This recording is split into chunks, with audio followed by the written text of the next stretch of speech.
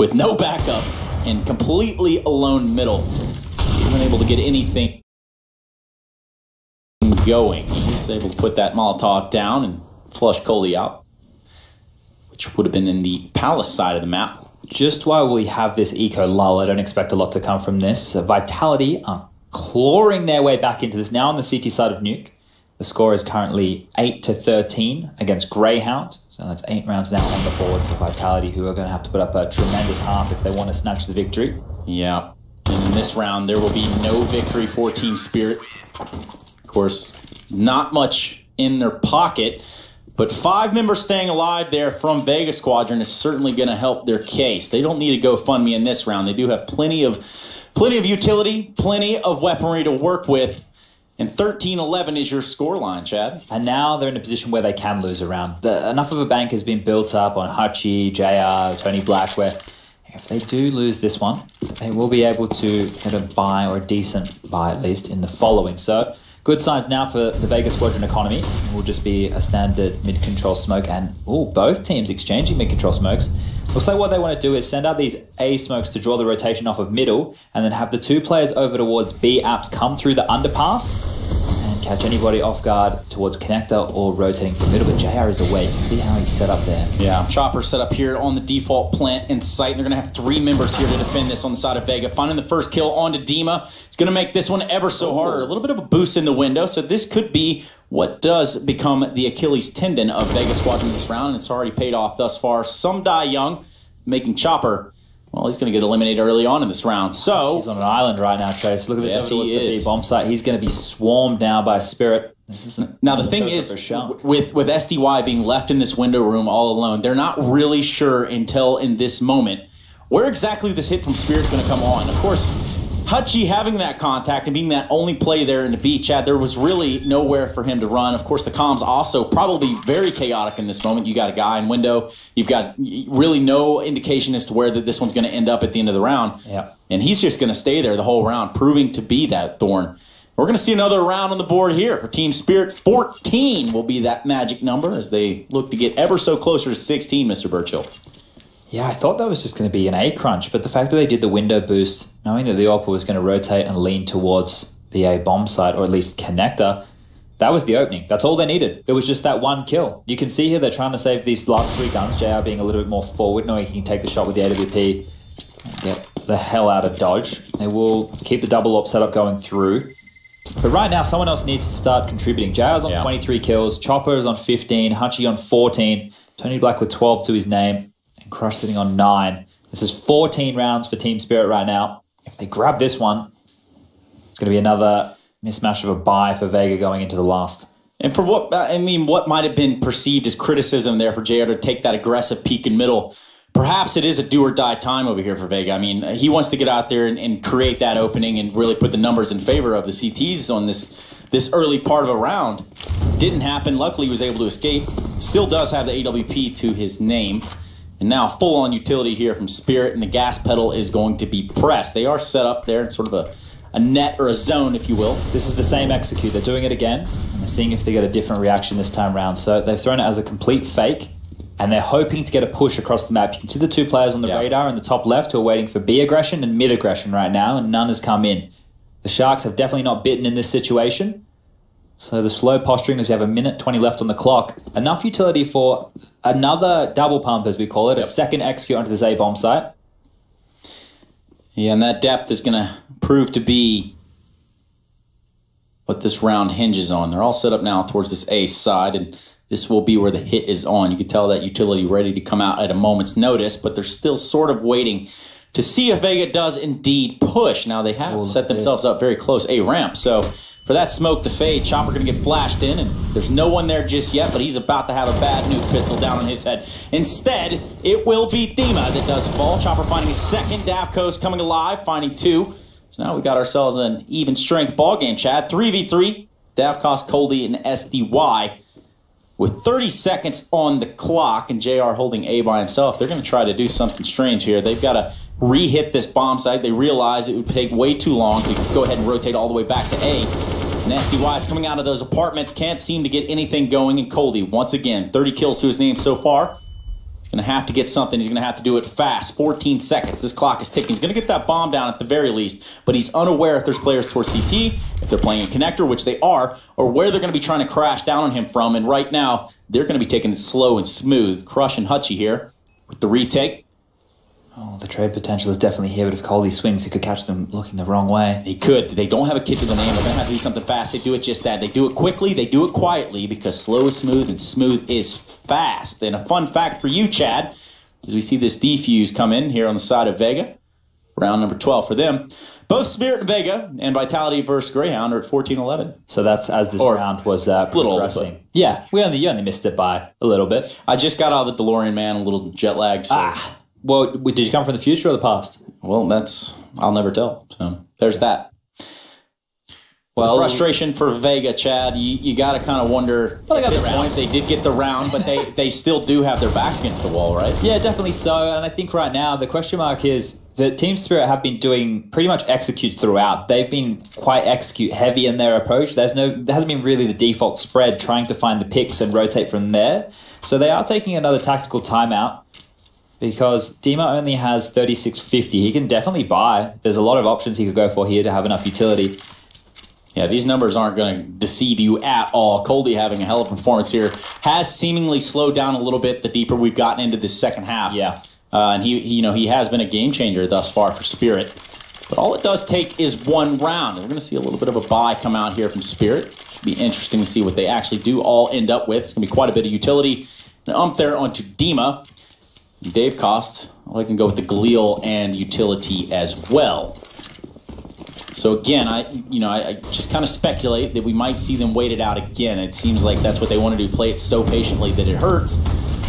This looks like a fast A split right here. They've got mid control very quickly and they're able to walk down towards connector with that Molotov that we just saw come in. So I expect Nate's to come out from A and them to pounce through this. That's right. They do have this bomb set up there for a quick strike onto this A side. And they're set up in connector. They're going to clear it right now. Chopper is going to get the better end of that deal. Now, of course, some Die Young can grab one for himself. And what is now a 3 versus 3. Sotfik in the round as well. And JR finding himself yet again. Toll Booth Willie, we'll call him. Look, Coldy from Palace, round and round again, has been able to find kills. He's going to be the man in this moment. Crush is ready and waiting for it. JR set up over towards Ticket, but Sotfik has found a lot of territory here. Vent not broken, that's a problem. That's a big problem because if he does break that, he does cue the sound, and it does actually open up the idea to VEGA SQUADRON that there's someone lurking around in the back lines. Coldy making his way out of Palace now, and that bomb's going to have to follow. They do have plenty of time to play with. Could be something to do a little bit more methodical, and not getting that kill on the catwalk is going to be brutal. Hutchie taken down too. Davkos finally replies, and they're going to have to push him here while he's planning. Crush is going to be right there, and he's going to get the frag. And we're going to see a 13th round on the board for the VEGA SQUADRON. All the Okulas, all the shark gifts, get them out. Tag hashtag IEM in the meantime. Let's see the best one you got. You see the little shark right there on the screen? It's very important right there for Davkos to go for that plan to give them enough money to get buys going in further rounds. But in that point of the game, when you're sitting there on 14 rounds, this is one of the decisions where it's so difficult. Do you get the plant and really not give yourself a chance to win that round? Or do you go for the kills, you try and isolate another 1v1 duel, and if you lose it without getting anything done, then you haven't been able to help your team with that little extra bit of a cash flow. That's 2 big kills from Hutchie right there on CAD, and then unfortunately Davkos, he was doing the selfless play. That's what he was getting it done, getting that bomb down, making sure his team has enough money. So the tactical pause will actually come in from Vega. Last one too. They're all out now, and as we spoke about at the start of the game, last time these two teams went toe-to-toe, was it a major? It was the London major. That's a yikes right there, dude. Oh, head and palm. I'll let you look it up, do that research. But you do hate to see the old forehead coming out there, forehead to palm treatment. But they know what these rounds mean now that this game has gotten so much closer.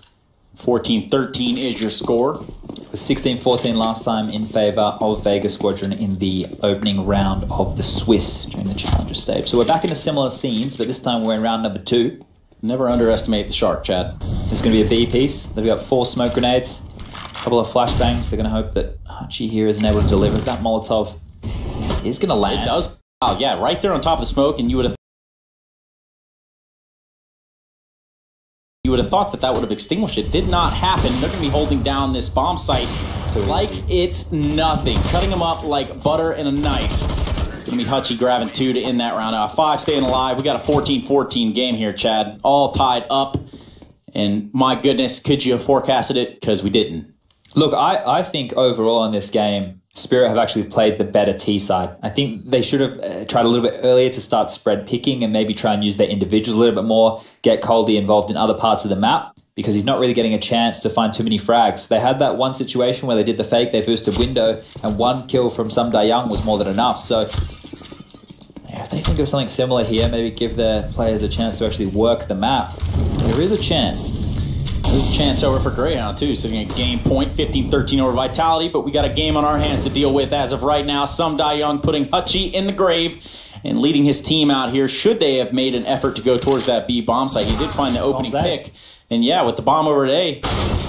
What is going on? It's just, you know, it's a little unorthodox, Chad. Not a whole lot of reasoning to the method there, but this is what we saw in the first half from Vega, right? They just spread out, individuals taking picks all over the map, and that forced rotation. Similar scenes here from Spirit. Bomb does get planted over in the A site, though. That is going to alleviate some pressure from Team Spirit right now, looking to find what will be map point. And with the bomb planted, they're going to fall back there towards the A ramp. Sotvik will be the first point of contact as the retake's coming on. 2 there from CT ramp. And then the 1 player from Connector on the side of Vega. But that bomb's ticking, Chad. It's getting ever so hairy down here. I don't like this post plan. Yeah, they're going to try to smoke it off. They're going to try to do what they can. But right now, the peak's coming out supreme. Coldy winning his, and Crush taking down Sotvik. Taking down another. The defuse is on, and the frags are there as well. It's going to be a round for Vega. We've got a 15-14 ball game, ladies and gentlemen. Vega Squadron are in the building. Yeah, that post plant, putting all 3 of your eggs in the same basket right there and hoping that you could trade off with one another and that they don't have enough utility to smoke off the choke point. Well, they had exactly that. The smoke lands on the bomb. You have to pivot. You have to push because you can't let that diffuse come through. And everybody just teaming out of that choke point one after the other, they were cut off. There was no way for them to really get involved, and it felt like they played that a little bit scared. Normally you'd see a player pivot around, go for like the mid-clutch play. Here they tried to stay together. Now, fun fact. Yeah. Both games at 15-14. Oh boy, what's the money situation looking right now for Greyhound? Well, it's looking like it's bad. They have deagles. Yeah, they've got some deagles. We got 3 AKs over there. Mr. Stacy wielding 1, along with Dexter and Sterling. So here's the last round of regulation for the Vega Squadron versus Team Spirit game. All the rounds and only 1 map. So there's that, Chad. They just did go for the play of the spread pick, right? They let SDY basically walking towards the B-bomb site, do whatever he wants and finds that opening kill, but from there they weren't able to get anything done. Once again, they're putting pressure on early, and that's to keep those B players honest. Feels like they're doing that spread pick play again as the bomb is already pivoting close towards Palace. Look how aggressive it is. Yeah. Look at Dima just going out on his own, and the frags are just going to fall. Dima going for it. Can't seem to get it done, though. Crush and Hutchie finding success there, and Tony Black's going to get involved as well. The party is over, and it looks like Vega Squadron are going to be walking away with this one. Should Davkos be able to do just about anything? And, well, ladies and gentlemen, unfortunately, that's not the story we're going to be telling you today. Vega Squadron securing this map 16-14 over Team Spirit. Quite the numbers game having played out there. You can see the high fives and what is surely a sigh of relief after a rough start for both these teams today. 16-14 again. That's 2 pages in a row. They've gone down to their CIS foe. And that's going to feel real flat because, like I said, I thought Team Spirit played a much better T side than that of the Vega Squadron. But the Okula memes will be out tonight. And I can guarantee you that the Sharks will be swimming. Unless they're nurse sharks, they're probably asleep in this moment. Now, what we will begin to do is head it over to the guys that, well, they're ready to break it all down for you. We do have some bright young lads on the desk, and we're going to go ahead and give it back to them as time has told. It's going to be Alex Machine Richardson. Take it away, mister. Thank you very much, Tristan Sorrentus. Yes, Vega Squadron Team Spirit, domestic rivals, and Vega just about crossed the finish line for 16-14 all the way, despite a spectacular start from Team Spirit. I am joined by Pimp and Sean Gares once more to talk about this one. And Sean, we just had the epiphany in the green room. We felt like we'd seen this matchup before. We felt like we'd seen this result before. We kind of have. Yep, last major, the Face It Major, actually, Team Spirit was up 12-3. And then blew the lead and lost 16